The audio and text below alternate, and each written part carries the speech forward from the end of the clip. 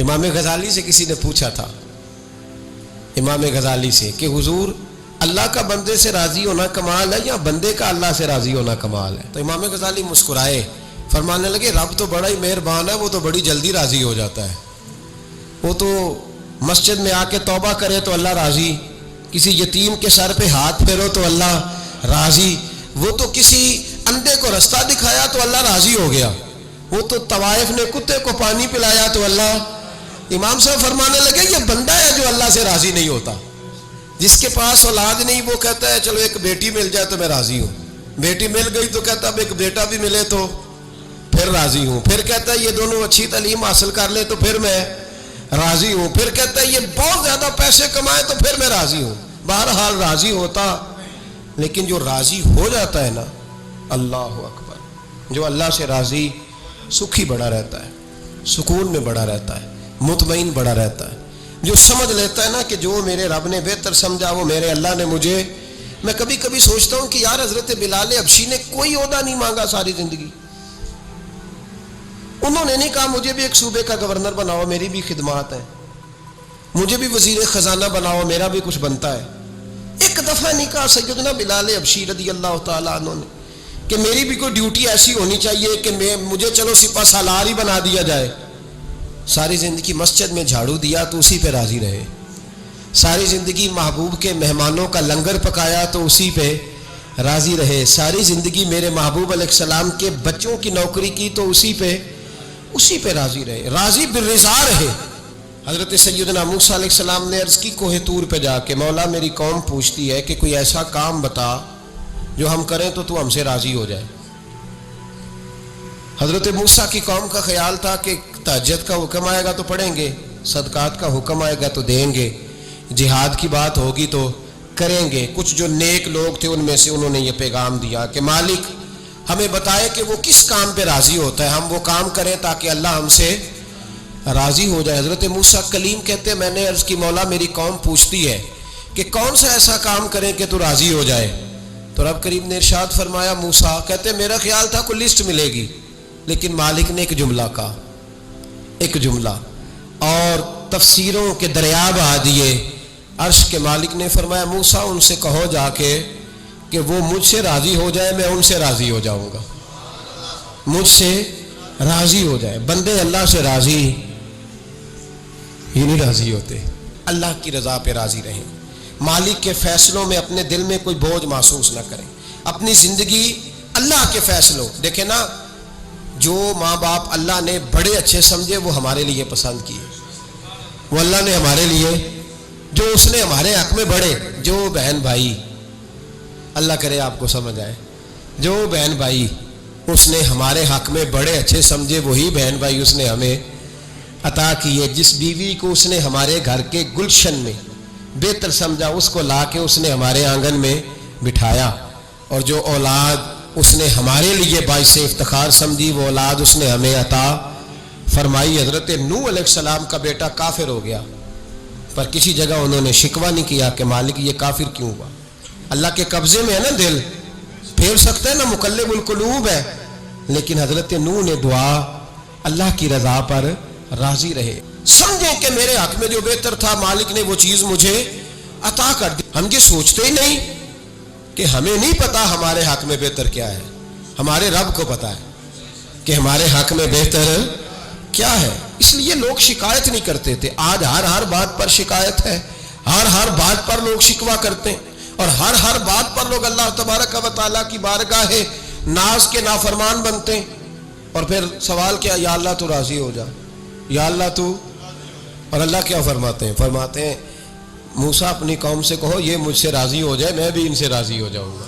حضرت رابعہ بصری رحمۃ اللہ تعالیٰ علیہ نا طبقہ صوفیاء میں ایک بڑی منفرد حیثیت رکھتی ہیں، علیحدہ ایک مقام ہے، اور ان کی زندگی بتاتی ہے کہ اللہ کی معرفت اور رب تبارک و تعالیٰ کا قرب صرف مرد کے لیے خاص نہیں، اگر عورت بھی توجہ کرے تو اللہ اسے بھی خزانے کھول کے عطا فرماتا ہے، اسے بھی اللہ خزانے کھول۔ حضرت رابعہ بصری اکثر نہ اولیاء اللہ کی مجالس میں جا کے بیٹھتی تھیں، بیٹھتی پردے کے اندر تھیں لیکن بیٹھا کرتی تھیں۔ حضرت رابعہ بصری بیٹھی تھی، حضرت سفیان ثوری بہت بڑا نام ہے. یہ وہ شخصیت ہے کہ جب جایا کرتے تھے تو اولیاء اللہ کھڑے ہو کے ان کا استقبال کرتے تھے. بغداد میں اتنا بڑا درجہ تھا ان کا. حضرت جعفر بن سلیمان بھی بیٹھے تھے, سفیان ثوری بھی بیٹھے تھے. تو حضرت سفیان ثوری دعا مانگنے لگے. جناب رابعہ بصری پردے کے اندر بیٹھی ہوئی تھی, دعا مانگنے لگے, اے اللہ مجھ سے راضی ہو جا, اے اللہ مجھ سے راضی ہو جا, اے اللہ مجھ سے. دیر تک دعا مانگتے رہے تو بی بی صاحبہ, مائی صاحبہ اندر سے بول پڑی ناراض ہو کے, کہنے لگی بس کر سفیان, کیا دعا مانگ رہا ہے تو, کب سے میں سن رہی ہوں, بس کر. کیا ہوا, تو کیوں ناراض ہوتی ہے؟ فرمانے لگی سفیان تو نے ایک بار بھی کہا میں نے برداشت کیا, دوسری بار بھی کہا, بتائیے دعا ٹھیک ہے کہ نہیں ان کی؟ اے اللہ تو مجھ سے راضی ہو جا. اس دعا پہ ناراض ہوگی مائی صاحبہ. کہنے لگی تو نے ایک بار بھی مانگی تو میں چپ رہی, دوسری بار بھی مانگی تو اب تو چپ ہی نہیں کر رہا, بس کر. تو حضرت سفیان کہنے لگے چل میری اصلاح کر دے. تو مائی صاحبہ کہنے لگی تو یہ تو کہہ رہا ہے یا اللہ راضی ہو جا, یا اللہ راضی ہو جا, پہلے تو بتا تو اللہ سے راضی ہے؟ پہلے اپنے نفس پر نظر ڈالنا, تو راضی ہے؟ روز نہیں مانگتا کہ 2 کروڑ چاہیے, 6 کروڑ چاہیے انسان کا نفس. روز نہیں کہتا بڑی گاڑی چاہیے, روز نہیں کہتا میرے بھی ٹھاٹ باٹ ہو, میں بھی بڑی گاڑی میں کھڑے ہو کے لوگوں کو ہاتھ لہرا کے لیڈر بنوں. روز نہیں کہتا میرا بھی بڑا نام ہو. پہلے بتا نا تو راضی ہے؟ حضرت سفیان ثوری نے جب بات سنی تو جھگڑا نہیں کیا, بلکہ اللہ اکبر کہا, چیخ مار کے رونے لگے. کہنے لگے رابعہ تو سچ کہتی ہے, ابھی تو میں اس منظر تک نہیں پہنچا کہ میں رب سے راضی ہو جاؤں تو میں اسے راضی کرنے چلا ہوں, تو سچ کہتی ہے. قریب ہی حضرت جعفر بن سلیمان بیٹھے تھے, وہ بی بی رابعہ کے پاس گئے, کہنے لگے مائی صاحبہ مجھے تو بتا دے آخر بندہ اللہ سے راضی ہوتا کب ہے, یہ منزل شروع کب ہوتی ہے؟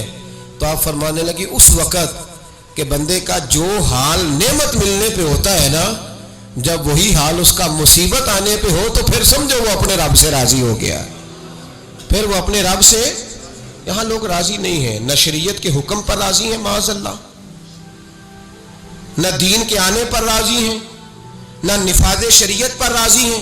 میں درجنوں بار کہہ چکا ہوں کہ جب کسی آدمی کے پاس لاکھوں روپیہ ہوتا ہے تو کسی پیر کے پاس نہیں جاتا کہ حضرت صاحب بڑے پیسے ہیں بتائیں شکر کیسے ادا کروں. لیکن جب ذرا دقت آتی ہے, حالات خراب ہوتے ہیں, تو ہر پیر کا دروازہ کھٹکھٹاتا ہے, کہتا ہے کوئی تویز دے دے. تو بتا جب تو تیرا دین کے ساتھ صرف تکلیف کا رشتہ ہے, تو راضی بالرضا کب ہوگا؟ کب تو راضی ہوگا اپنے رب کے معاملات میں؟ کب تو راضی ہوگا؟ کئی دفعہ طبیعت میں تکلیف ہوتی ہے, وہ حضرت صاحب حالات بڑے خراب ہوئے, پہلے آپ نے تویز دیا تھا تو صحیح ہو گیا, پھر خراب ہے میں دوبارہ آ گیا ہوں. تو دل کرتا ہے ان سے کہنے سے کہ یار ہمارے ساتھ تمہارا رشتہ خراب حالاتوں کا ہی ہے, کبھی صحیح حالاتوں میں بھی آؤ نا, بڑے خوش حالات میں بھی آؤ کہ اب حالات بڑے اچھے ہیں, ہم حاضر ہیں, کوئی حکم کریں.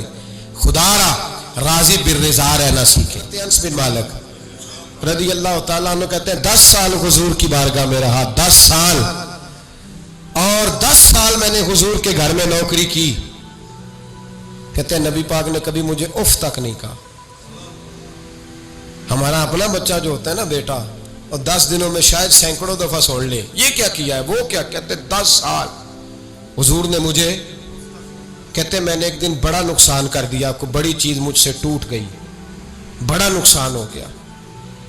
تو فرماتے ہیں کہ نبی پاک صلی اللہ علیہ وسلم کی ایک زوجہ محترمہ مجھ پر جلال کرنے لگی, اور ان کا جلال بالکل بجا تھا, ان کا غصہ بالکل ٹھیک تھا, اس لیے کہ میں نے واقعی بڑا نقصان کیا تھا. کہتے ہیں وہ جب جلال کرنے لگی نا تو محبوب تشریف لائے. کیا ہوا؟ کہ یا رسول اللہ یہ دیکھیں اس نے کتنی بڑی چیز توڑ دی. تو کہتے ہیں میرا خیال تھا کہ یہاں سے بھی مجھے ڈانٹ پڑنی ہے اور پڑنی چاہیے بھی, اس لیے کہ میں نے آج بڑا نقصان کیا ہے.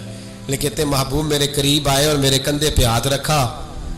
زوجہ جلال میں تھی تو محبوب نے کیا خوبصورت جملہ کہا, ساری سوچ ہی بدلتی. فرمانے لگے اس کو نہ ڈانٹ, اس چیز کا ٹوٹنا میرے رب کی رضا تھی تو چیز ٹوٹ گئی ہے, یہ میرے رب کی رضا تھی تو یہ چیز اب یہ غریب ہے اس کا دل نہ توڑ, وہ ٹوٹ گیا, وہ جو ہونا تھا سو ہو گیا, اب چھوڑ, یہ میرے اللہ کی اس چیز کا اتنی دیر رہنا ہی ہمارے حق میں بہتر تھا, تو ٹوٹ گئی تو ختم. کہتے بڑا جلال تھا محبوب کی زوجہ کو, لیکن انہوں نے جب بات سنی تو پھر مصطفیٰ کریم کا گھرانہ, پھر حضور کی ازواج پاک مومنوں کی مائیں کہتے ہیں اسی وقت وہ بیٹھیں اور انہوں نے میری طرف بڑی شفقت کی نظروں سے دیکھا اور ان کے غصے کو میں نے پیار میں بدلتے دیکھا. بھائی یاد رکھو اللہ کی رضا. پھر اس وقت 2-4 لاکھ کے لیے لوگوں کو ہارٹ اٹیک نہیں ہوتا, پھر 20-25 ہزار کے لیے بلڈ پریشر اپ ڈاؤن نہیں ہوتا جب بندہ اللہ کی رضا پہ راضی رہنے لگتا. پھر چھوٹی چھوٹی باتیں اس کے لیے سہانے روح نہیں بنتی, پھر ذرا ذرا سی بات اسے تکلیف نہیں دیتی. جب وہ اللہ تعالیٰ کی رضا پر راضی ہونے کا عادی ہو جاتا ہے تو پھر یہ چیزیں اس کے لیے باعث آزمائش. بنی اسرائیل میں ایک شخص تھا, امام غزالی رحمۃ اللہ علیہ فرماتے ہیں اس کا دل چاہا کہ پتہ تو کروں جنت میں میرا پڑوسی کون ہوگا. تو اس کو خواب میں بتایا گیا کہ فلاں بن فلاں تیرا جنت میں پڑوسی ہے. اب یہ بڑا عابد تھا, زاہد تھا, عبادت گزار تھا, پرہیزگار تھا, بڑا نیک تھا, بڑا پرہیزگار. یہ سفر کر کے اس کے پاس گیا, اس کو جا کے کہنے لگا میں تیرا مہمان نہ بن جاؤں, 2-3 دن کا بن جاؤ. کہتے میں 3 دن اس کے ساتھ رہا, میں اس سے زیادہ نوافل پڑھتا تھا, زیادہ صدقات و خیرات کرتا تھا, زیادہ عبادات کرتا تھا, وہ تو میرے مقابلے میں کچھ بھی نہیں. 3 دن کے بعد میں آنے لگا تو میں نے اس کو کہا یار میں ایک مقصد کے لیے آیا تھا تیرے پاس. اس نے کہا بتائیے. میں نے کہا کہ میرا آنے کا مقصد یہ تھا کہ میں دیکھوں تو کون سی ایسی عبادت کرتا ہے کہ جنت میں تو میرا پڑوسی بنے گا. لیکن تیری عبادات ریاضت میں تکبر نہیں کرتا, لیکن میں نے کوئی خاص چیز دیکھی نہیں, کوئی خاص بات ہے تو مجھے بتا دے. تو بندہ کہنے لگا کوئی خاص بات نہیں, ہاں ایک چھوٹی سی عادت ہے میرے اندر, چھوٹی سی عادت. بڑے لوگ کبھی بھی اپنی باتوں کو بڑا نہیں سمجھتے.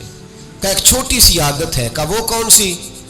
تو وہ کہنے لگا اگر شدید گرمی ہونا تو میں نے اپنے رب سے کبھی سردی نہیں مانگی, اور کبھی برف جمی ہونا گلیوں میں تو میں نے اپنے رب سے کبھی گرمی نہیں مانگی. میں سمجھتا ہوں میرا رب مجھے دیتا ہی وہ ہے جو میرے حق میں بڑا بہتر ہوتا ہے. یہ ایک میری چھوٹی سی عادت ہے کہ کڑاکے کی دھوپ میں میں نے کبھی مالک سے سائے کا سوال نہیں کیا, اور اگر تیز بارش ہو رہی ہو تو میں نے کبھی یہ نہیں کہا کہ بارش نہیں ہونی چاہیے تھی, کیا بنے گا فلاں چیز کا. میں سمجھتا ہوں جو بہتر تھا اللہ نے وہی دے دیا ہے تو میں مطمئن رہتا ہوں. تو عابد وہ نیک آدمی وہ اللہ کے ولی کہنے لگے اسے چھوٹی سی عادت نہ بتا, تیری یہ وہ عادت ہے جس کی وجہ سے رب تجھ سے راضی ہو گیا ہے, اللہ تجھ سے راضی ہے تیری اس عادت کی بنا پر. جب ہمارے مزاج میں یہ چیزیں آ جائیں گی نا کہ جو میرے حق میں بہتر تھا مالک نے مجھے وہ دے دیا ہے, پھر ہم ہر جگہ بیٹھنے کی تمنا نہیں کریں گے, پھر سامنے والے سے ہم حسد نہیں کریں گے, پھر ہم یہ نہیں چاہیں گے کہ اللہ کرے وہ مر جائے اور اس کی ہر چیز مجھے مل جائے. پھر ہمارا مزاج, پھر ہماری طبیعت یہ نہیں رہے. میرے نبی پاک صلی اللہ تعالی علیہ وسلم نے فرمایا کہ قیامت کے دن میری امت کا ایک گروہ ایسا ہوگا جسے اللہ تبارک و تعالی اس طرح جنت میں پہنچا دے گا جیسے کوئی بندہ اڑ کے جنت میں چلا جاتا ہے. وہ جب جنت میں پہنچیں گے نا تو فرشتے ان سے پوچھیں گے تم نے حساب دیا؟ کہیں گے ہمیں تو پتہ ہی نہیں حساب کیا ہے. پل سے رات سے گزرے, کہیں گے خبر ہی نہیں پل سے رات کہاں ہے. تو یہاں کیسے آ گئے؟ کہیں گے اللہ کے فضل سے, اللہ کے فضل سے. تو کہا بتاؤ تو صحیح تمہاری نیکی کیا تھی؟ تو کہیں گے 2 باتیں تھیں. ایک تو ہم اللہ کے حلال کو حلال جانتے تھے, رب کے حرام کو حرام جانتے تھے, اور دوسرا یہ تھا کہ ہم اللہ کے ہر فیصلے پہ راضی رہتے تھے, اللہ کے ہر فیصلے پہ. تو جو رب کریم کی رضا پہ راضی رہے پھر اسے کسی حساب کتاب کا سامنا نہیں کرنا پڑے گا, پھر اسے پل صراط کی دشوار گزار گھاٹیوں کا سامنا نہیں کرنا پڑے گا. شرط یہ ہے کہ وہ اللہ کی رضا پہ راضی رہے, وہ اللہ کے فیصلے کو بصیر و چشم مانے, وہ عاجزی اور انکساری کے ساتھ گردن جھکا دے اپنے مالک کے فیصلوں پر, جھکا دے. اللہ نے حضرت ابراہیم کو اولاد نہیں دی, پھر زمانے کے بعد دی, پھر دینے کے بعد کہا کہ جاؤ وادی غیر ذی زرع ان میں چھوڑ کے آؤ. سخت گرمیاں ہو جائے تو لوگ بچوں کو اسکول نہیں بھیجتے, چھٹیوں کا اعلان ہو جاتا ہے, لیکن حضرت ابراہیم چھوڑ آئے بچہ. اور بچہ, ایک تو بچہ اللہ تعالیٰ روٹین میں دیتا ہے تو اس کی قدر و منزلت اور ہوتی ہے, اور ایک بندہ بڑی دعاؤں التجاؤں خواہشات کے بعد لیتا ہے, اس کی قدر و منزلت. وہ بچہ جو بڑی دعاؤں کے بعد لیا, کا چھوڑ آؤ, کوئی کھانا نہیں, پانی نہیں, دانا نہیں, حضرت ابراہیم چھوڑ آئے. 13 سال اکٹھے رہنے کی اجازت نہ ملی, اور جب اجازت ملی تو کہا اب چھری اٹھاؤ اور بیٹے کی گردن پہ چلا دو. آپ اس کو آسان کام سمجھتے ہیں؟ اتنی تسلیم و رضا، ہر فیصلے پہ راضی ہونا، ہر فیصلے پہ۔ یہاں ہمارا حال یہ ہے کہ 2 منٹ کے لیے تکلیف آتی ہے تو لوگ واہ ویلا کرتے، شور مچاتے، کفر بولتے۔ ہر آدمی آپ اس کو ٹٹول کے دیکھیں تو کہتا ہے سب سے تکلیف میں ہی ہوں۔ کس سولی پہ لٹکے ہوئے ہم؟ آخر کون سا معاشرے کا ایسا دکھ ہے جو صرف ہمارے پاس ہی آ گیا؟ ہر آدمی کہتا ہے مجھے نہ چھیڑنا، سب سے زیادہ غمگین میں ہی ہوں۔ بھائی بتا تو صحیح نا کہ آخر کون سی ایسی چیز ہے جو مالک نے تجھے عطا نہیں فرمائی؟ لیکن ہماری آزمائشیں ہیں، ہمارے جملے ہیں، ہماری گفتگو ہے کہ ان سے شکوہ چھلکتا ہے، ان سے شکایتیں ٹوٹ ٹوٹ کے نیچے گرتی ہیں۔ اسلام کے کسی بھی حکم کو تسلیم کر لینا اسلام کہلاتا ہے، اور اللہ رسول کے کسی بھی حکم کو دل سے مان لینا یہ ایمان کہلاتا ہے۔ نبی پاک صلی اللہ تعالی علیہ وآلہ وسلم پر ایمان لانے کا مطلب یہ ہے کہ حضور کی ہر بات کو دل سے مان جائے، شریعت کی کسی بات کو، دین کے کسی پہلو کو اپنی طبیعت پر بوجھ نہ سمجھے کہ یہ حکم بڑا سخت ہے، یہ ذرا مشکل ہے، یہ اگر اس میں گنجائش ہوتی تو بڑا اچھا ہوتا، معاذ اللہ۔ کسی ایک پہلو کو بھی، ایک ہے عمل کرنا وہ بات دوسری ہے، اور ایک ہے مان لینا وہ بات پہلی ہے۔ عمل کرنے میں سستی ہو جاتی ہے، غفلت ہو جاتی ہے، انسان کوتاہی کرتا ہے، وہ بات دوسری ہے۔ لیکن شریعت اسلامیہ کے پہلوؤں پر کجی محسوس کرنا، دل میں بوجھ محسوس کرنا، نماز کا حکم ہے 5 وقت اٹھنا پڑتا ہے، دیکھو جی معاذ اللہ تعالیٰ ثم معاذ اللہ، کچھ لوگ یہ کہتے ہوئے نظر آتے ہیں کہ گرمیوں میں تو نیند ہی نہیں پوری ہوتی، فجر کا وقت ہو جاتا ہے۔ کچھ لوگ یہ محسوس معاذ اللہ تعالیٰ اس قسم کی گفتگو کرتے دکھائی دیتے ہیں کہ آپ اندازہ کریں جی کوئی کام سردیوں میں ڈھب سے ہو ہی نہیں پاتا، ایک نماز پڑھو تو دوسری کا وقت، دوسری پڑھو تو تیسری کا ٹائم۔ یہ بوجھ محسوس کر رہے ہیں لوگ۔ جب یہ بوجھ رہتا ہے تو پھر ایمان کامل نہیں ہوتا۔ جب آدمی راضی بالرضا رہتا ہے نا کہ جو اللہ نے فیصلہ کیا بہتر ہی کیا ہے، جو نبی پاک علیہ السلام نے فرمایا ہے میرے حق میں بہتر ہی فرمایا ہے، تو پھر اس شخص کا ایمان مضبوط اور کامل اور مکمل ہوتا ہے۔ نبی پاک صلی اللہ تعالیٰ علیہ وسلم کی خدمت میں حضرت زبیر بن عوام رضی اللہ تعالیٰ عنہ اور ایک انصاری صحابی آئے، انصاری صحابی۔ ان کا آپس میں جھگڑا تھا۔ جھگڑا کیا تھا؟ ایک چشمے سے پانی آتا تھا، پہاڑ سے پانی نیچے گرتا تھا، ایک چشمہ تھا پہاڑ سے، تو اس چشمے سے لوگ اپنے کھیتوں کو پانی دیتے تھے۔ یہ بخاری کی حدیث ہے۔ پہلے باغ تھا حضرت زبیر بن عوام کا۔ حضرت زبیر بن عوام رضی اللہ تعالیٰ عنہ نبی پاک صلی اللہ علیہ وسلم کی پھپھی کے بیٹے اور عشرہ مبشرہ صحابی ہیں۔ ان کے کھیت پہلے آتے تھے اور اس انصاری کا باغ بعد میں آتا تھا۔ جھگڑا یہ تھا کہ حضرت زبیر بن عوام کہتے تھے پانی کھیت کو پہلے میں نے دینا ہے، اور وہ انصاری صحابی کہتے تھے کہ پانی پہلے میں نے دینا ہے۔ بات حضور کی بارگاہ تک چلی گئی۔ یہ مسئلہ دنیاوی تھا، دینی۔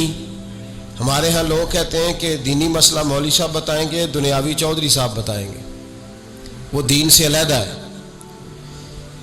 نبی پاک صلی اللہ علیہ وسلم کی بارگاہ میں جب یہ بات گئی نا تو حضور نے فرمایا بھائی پہلے کھیت چونکہ زبیر کا ہے، ہوتا ہے نا ہمارے ہاں پانی کی باریاں ہوتی ہیں، تو جس آدمی کا کھیت پہلے ہے وہ پانی پہلے پلا لے اپنے کھیتوں کو، دوسرا بعد میں پانی لگا لے۔ تو نبی پاک علیہ السلام نے فرمایا چونکہ زبیر کا کھیت پہلے ہے تو زبیر پہلے پانی لگا لے کھیت کو، اور انصاری کا باغ چونکہ بعد میں آتا ہے، اس کے کھیت بعد میں آتے ہیں تو وہ پانی بعد میں لگا لے۔ اب وہ انصاری پر یہ بات بوجھ گزری تو بے سمجھی میں، بے دھیانی میں، جوش جذبات میں بڑا سخت جملہ کہہ گئے۔ کہنے لگے یا رسول اللہ صلی اللہ علیہ وسلم، زبیر دراصل آپ کی پھوپھی کے بیٹے ہیں نا، تو میں تو پھوپھی کا بیٹا نہیں، اس لیے آپ نے فوراً فیصلہ ان کے حق میں دیا ہے۔ محبوب تو ابھی کوئی جواب دیتے ہی اللہ کے قرآن نے بولنا شروع کر دیا، اور قرآن پاک کی آیت آئی، فرمایا فلا وربک لا یؤمنون حتی یحکموک فیما شجر بینہم رب کریم نے فرمایا محبوب مجھے تیرے رب کی قسم یہ اتنی دیر تک مومن ہو ہی نہیں سکتے جب تک اپنے ہر معاملے میں تیرا فیصلہ قبول نہ کر لیں. جب تک ہر معاملے میں تیرا فیصلہ قبول نہ کریں اتنی دیر تک مومن ہو سکتے. اب اگلے لفظوں پہ غور کرنا ہے. فیصلہ بھی قبول کریں اور اگلی بات کیا ہے؟ ارشاد فرمایا ثم لا یجدوا فی انفسہم حرجا مما قضیت. اور محبوب پھر جو تو فیصلہ کرے اس فیصلے میں یہ اپنے دل میں کوئی رکاوٹ بھی محسوس نہ کرے.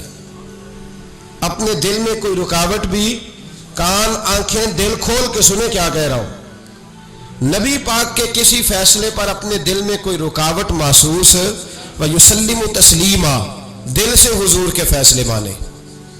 نبی پاک کے فیصلے دل سے، کوئی طبیعت میں رکاوٹ نہیں آنی چاہیے. ذرا برابر بھی کوئی رکاوٹ نہ آئے دل میں کہ حضور کا فیصلہ ایک طرف ہے اور میری بات ایک طرف. فوراً نبی پاک کا فیصلہ مانے، دل سے مانے، راضی بالرضا رہے. جب تک یہ کام نہیں ہوگا اتنی دیر تک ایمان مکمل. ہمارے ہاں لوگ بوجھ سمجھنے لگے ہیں شریعت کے معاملات. بڑا مشکل ہے جی، زکوٰۃ اب 2.5% پوری، ہر 100 میں سے 2.5 روپے دے اپنے کمائے ہوئے. اتنی سخت گرمی میں روزے. لوگ اس طرح کی بات کرتے ہیں جو رضا سے آگے جاتی ہے، جس میں محسوس ہوتا ہے کہ یہ یار بڑی پکی سچی پیڑھی بات ہے. ادھر دیکھو میری طرف، مجھے پتہ چل جائے نا کہ میرے ساتھ جو آدمی بیٹھا بڑا تنگ ہے تو میں اسے کہوں گا صاحب تو گھر جا، میں نہیں بوجھ بننا چاہتا تیرے اوپر، تو گھر جا. اگر تو تکلیف میں ہے تو مجھے کیا مصیبت بنی ہے تجھے ساتھ رکھنے کی. تھوڑا غور کریں بات پہ. اگر دین معاذ اللہ مسلمان کے لیے بوجھ بن جائے تو کیا اللہ کی رحمت نازل ہوگی؟ کیا اللہ خوش ہوگا؟ ہم اس طرح کے جملے بولتے ہیں اپنے دین کے بارے میں، مذہب کے بارے میں، اس طرح کی باتیں کرتے ہیں جو بڑی تکلیف اور نقصان کا باعث ہوتی ہیں. حضرت عمر فاروق رضی اللہ، ان کی ساری باتوں کی کیا ہی بات ہے، بلکہ حضرت عمر کی ہر بات کی کیا ہی بات ہے. حضرت عمر جب حضور صلی اللہ علیہ وسلم کبھی کسی صحابی سے ناراض ہوتے نا، جلال میں ہوتے، تو جناب عمر فاروق رضی اللہ تعالیٰ عنہ کونیوں کے بل حضور کے آگے بیٹھ جاتے. کونیاں زمین پہ ٹکا کے نا، جیسے بندہ لیٹ جاتا ہے، کونیاں ٹکا کے، گھٹنے ٹکا کے بیٹھ جاتے. پتہ جملہ کیا بولتے؟ اتنا خوبصورت فکرہ، اتنا پیارا جملہ. پتہ کیا کہتے؟ کہتے رضیت باللہ ربا وبالاسلام دینا وسیدنا و مولانا محمدن نبی و رسولا. سب کہیے صلی اللہ تعالی علیہ وسلم. حضرت عمر جملہ بولتے، کیا خوبصورت انداز ہے گفتگو کا. کہتے رضیت باللہ ربا، یا رسول اللہ میں بڑا ہی راضی ہوں کہ اللہ میرا رب ہے. میں اس بات پہ سبحان اللہ. دیکھیے فکرے پہ غور. رضیت باللہ ربا، حضور اللہ کے رب ہونے پہ میں بڑا ہی راضی ہوں کہ اللہ ہمارا رب ہے، اور میں بڑا ہی راضی ہوں کہ اسلام ہمارا دین ہے. وسیدنا و مولانا محمدن نبی و رسولا. اور یا رسول اللہ میں اس بات پر بڑا ہی راضی ہوں کہ اللہ نے آپ کو ہمارا نبی اور رسول بنایا ہے. رضیت باللہ ربا وبالاسلام دینا. اپنی زندگی میں اللہ کے فیصلوں پر راضی ہونا سیکھیں، راضی ہونا سیکھیں. رب کریم کے فیصلوں پہ راضی ہونے کی عادت بنے گی تو ایمان مضبوط ہوگا، توکل مضبوط ہوگا، اللہ تبارک و تعالیٰ کی ذات پر بھروسہ مضبوط ہوگا، حضور کی غلامی میں پختگی آئے گی، شب و روز سکون کے ساتھ گزریں گے، زندگی اطمینان والی ہو جائے گی. بہت سارے لوگ ایسے ہوں گے جو آپ کو رشک کی نظر سے دیکھیں گے. شرط یہ ہے کہ یہ ارادہ کر لیں، یہ ذہن بنا لیں کہ جو میرے حق میں بہتر تھا میرے رب نے مجھے عطا فرما دیا، اور جو اللہ نے مجھے نہیں نہ دیا وہ میرے حق میں بہتر نہیں تھا. اس ارادے کو جب آپ پختہ کریں گے پھر ایمان آپ کو بڑی لذت دے گا، دین آپ کو بڑا سکون دے گا. اللہ سمجھنے کی توفیق عطا فرمائے. آخر دعوانا